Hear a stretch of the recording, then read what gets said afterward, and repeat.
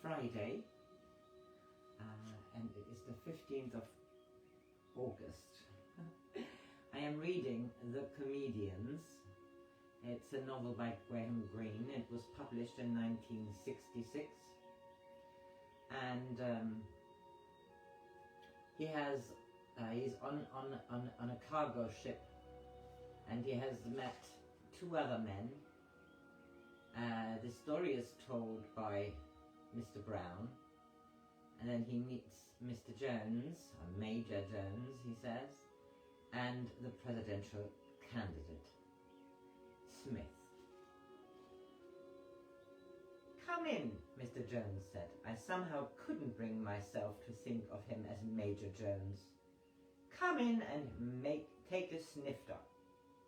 His slang, I was to find, was always a little out of date, as though he had studied it in a dictionary of popular usage, but not in the latest edition.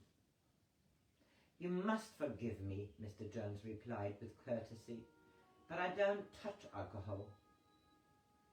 "I don't touch it myself," Jones said. I drink it," and he suited the action to the words. "The name is Jones," he added, "Major Jones." "Pleased to meet you, Major. My name is Smith. William Abel Smith. My wife, Major Jones." He looked at me inquiringly, and I realized that somehow I had lagged behind in the introductions. "Brown," I said shyly. I felt as though I were making a bad joke, but neither of them saw the point.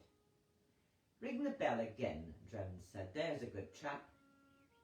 I had already graduated into the position of the old friend, and although Mr. Smith was nearer the bell, I crossed the salon to touch it, the saloon to touch it.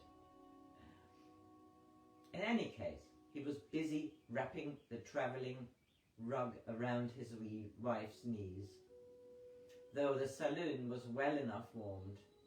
Perhaps it was a marital habit.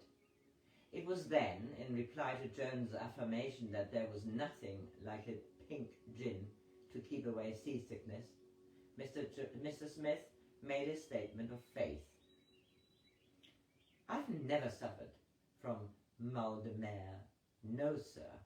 I've been a vegetarian all my life." And his wife capped it. We campaigned on that issue. We campaigned on this issue. "Campaigned?" Jones asked sharply, as though the word had woken the major within him. "In the presidential election of 1948. "You were a candidate?" "I'm afraid," Mr. Smith said with a gentle smile, "that I stood very little chance. The two great parties—" "It was a gesture," his wife interrupted fiercely. "We showed our flag." Jones was silent.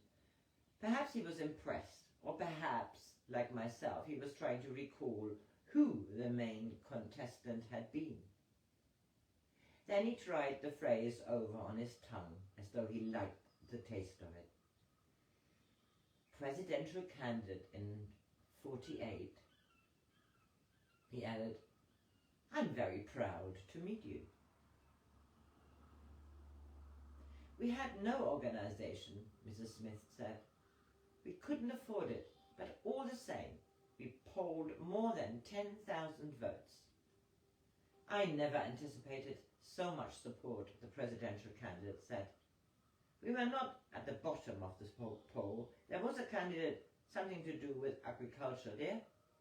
"Yes, I have forgotten the exact name of his party. He was a disciple of Henry George, I think." "I must admit," I said, "that I thought the only candidates were Republican and Democrat." "Oh, and there was a socialist too, wasn't there?" "The conventions attract all the publicity," Mrs. Smith said, "vulgar rodeos though they are. Can you see Mr. Smith with a lot of drum majorettes?" "Anyone can run for president," the candidate explained with gentleness and humility. That is the pride of our democracy. I can tell you, it was a great experience for me, a great experience, one that I shall never forget. Chapter 2. Ours was a very small boat. I believe that a full complement of passengers would have numbered only 14, and the Medea was by no means full. This was not the tourist season, and in any case the island to which we were bound was no longer an attraction for tourists. There was a spick and span Negro with a very high white collar and starched cuffs, and gold-rimmed glasses, who was bound for Santo Domingo. He kept very much to himself, and at table he answered politely and ambiguously, in monosyllables. For instance, when I asked him what was the principal cargo that the captain was likely to take aboard in Trujillo, I corrected myself. I'm sorry, I mean Santo Domingo. He nodded gravely and said yes. He never himself asked a question, and his discretion seemed to rebuke our own idle curiosity. There was also a traveller for a firm of pharmaceutical manufacturers. I have forgotten the reason he gave for not travelling by air. I felt sure that it was not the correct reason, and that he suffered from a heart trouble which he kept to himself. His face had a tight, papery look, above a body too big for the head, and he lay long hours in his berth. My own reason for taking the boat, and I sometimes suspected that it might be Jones's too, was prudence. In an airport, one is so swiftly separated on the tarmac from the crew of the plane. In a harbour, one feels the safety of foreign boards under the feet. I counted as a citizen of Holland, so long as I stayed on the Medea. I had booked my passage through to Santo Domingo, and I told myself, however unconvincingly, that I had no intention of leaving the ship before I received certain assurances from the British chargé or from Martha. The hotel, which I owned on the hills above the capital, had done without me for 3 months. It would certainly be void of clients, and I valued my life more highly than an empty bar and a corridor of empty bedrooms and a future empty of promises. As for the Smiths, I really think it was love of the sea which had brought them on board, but it was quite a while before I learned why they had chosen to visit the Republic of Haiti. The captain was a thin, unapproachable Hollander, scrubbed clean like a piece of his own brass rail, who only appeared once at table, and in contrast the purser was untidy and ebullient, gay, with a great liking for Ball's gin and Haitian rum. On the second day at sea, he invited us to drink with him in his cabin. We all squashed in except for the traveller in pharmaceutical products, who said that he must always be in bed by 9. Even the gentleman from Santo Domingo joined us and answered no when the purser asked him how he found the weather. The purser had a jovial habit of exaggerating everything, and his natural gaiety was only a little damped when the Smiths demanded bitter lemon, and when that was not available, Coca-Cola. "You are drinking your own death," he told them, and began to explain his own theory of how the secret ingredients were manufactured. The Smiths were unimpressed and drank the Coca-Cola with evident pleasure. "You will need something stronger than that where you are going," the purser said. "My husband and I have never taken anything stronger," Mrs. Smith replied. "The water's not to be trusted, and you will find no Coca-Cola now that the Americans have moved out. At night, when you hear the shooting in the streets, you will think, perhaps, a strong glass of rum. Not rum, Mrs. Smith said. Shooting? Mr. Smith inquired. Is there shooting? He looked at his wife, where she sat crouched under the travelling rug. She was not warm enough even in the stuffy cabin, with a trace of anxiety. Why shooting? Ask Mr. Brown, he lives there. I said, I've not often heard shooting.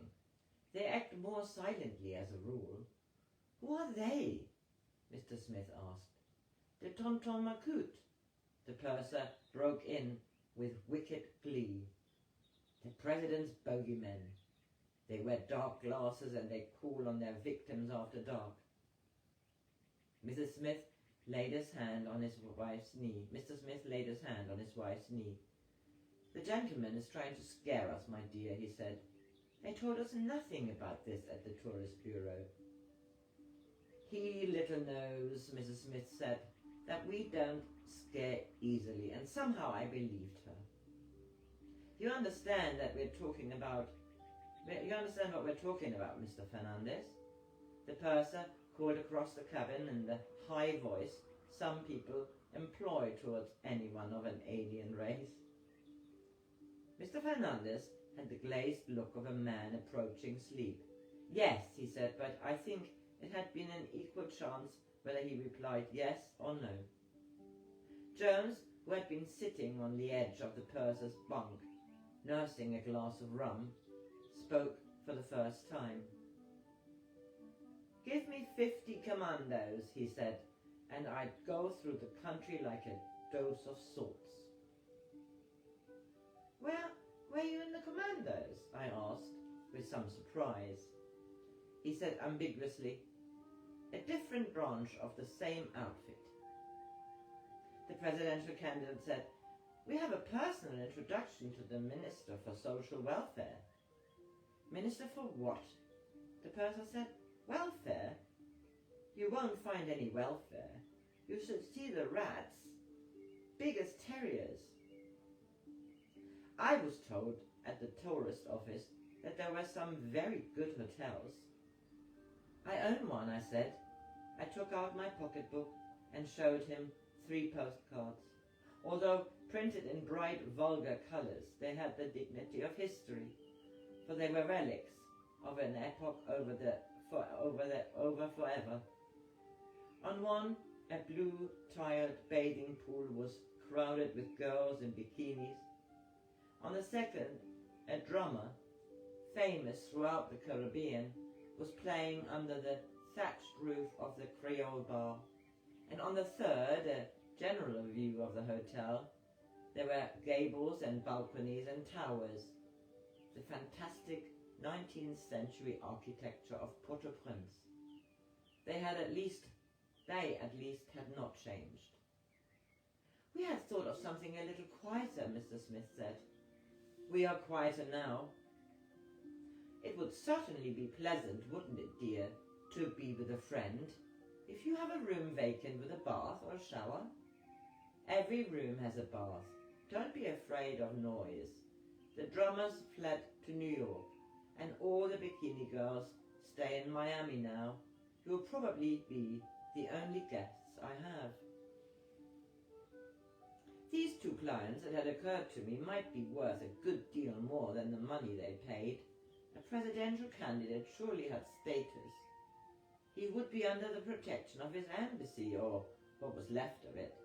When I had left Port-au-Prince, the embassy staff had already been reduced to a chargé, a secretary, and 2 marine guards, who were all that remained of the military mission. Perhaps the same thought occurred to Jones. I might join you too, he said, if no other arrangements have been made for me. It would be a bit like staying on shipboard if we stuck together. Safety in numbers, the purser agreed.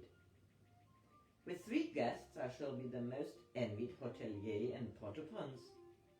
It's not very safe to be envied, the purser said.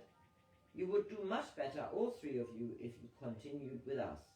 Myself, I don't care to go 50 yards from the waterfront. There's a fine hotel in Santo Domingo, a luxurious hotel. I can show you picture postcards as good as this. He opened the drawer and I caught a brief glimpse of a dozen little square packets, French letters, which he would sell at a profit to the crew when they went on shore to Mère Catherine's, or one of the cheaper establishments. His sales talk, I felt certain, would consist of some grisly statistics. "What have I done with them?" he demanded uselessly of Mr. Fernandez, who smiled and said, "Yes," and we began to search the desk, littered with printed forms and paper clips and bottles of red, green and blue ink, and some old-fashioned wooden pen holders, nibs, before he discovered a few limp postcards of a bathing pool exactly like mine, and a Creole bar which was only distinguishable because it had a different drummer. "My husband is not on a vacation," Mrs. Smith said with disdain. "I'd like to keep one, if you don't mind," Jones said, choosing the bathing pool and the bikinis. One never knows. That phrase represented, I think, his deepest research into the meaning of life. That's the end of the second chapter, and I continue with the third soonest.